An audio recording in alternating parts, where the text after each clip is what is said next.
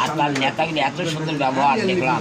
হায় হায়, অন্তর্বর্তী সরকার আসলো, যার নাম হলো শান্তিতে নোবেল বিজয়ী সূক্ষ্ম অধ্যাপক ডক্টর মোহাম্মদ ইউনূস।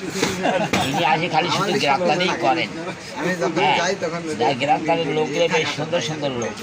সালমানির রহমান, নসরুল হামিদ, জাহাঙ্গীর কবির নানক, লটাস কামাল, আসাদুজ্জামান খান কামাল, তার ছেলে জ্যোতি, আর শাহজাহান খান, শেখ হেলাল, শেখ সেলিমের ছেলে ফরমান, হ্যাঁ, বপু সরকার নাটোর, আর অনিল চন্দ্র রায় মহেশপুর,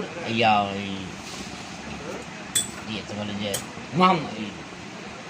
ঝিনেদা, যশোর, নড়াইল, মাগুরা, হ্যাঁ মাগুরা, আর জোনায়েদ আহমেদ পলক নাটোরের সিংড়া থানা, আর মনোরঞ্জনশীল গোপাল দিনাজপুর, আর স্বপ্নপুরী শিবলি সাদিক।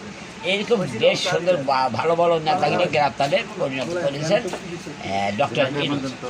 এখন দেখা যাচ্ছে এই তোমার যে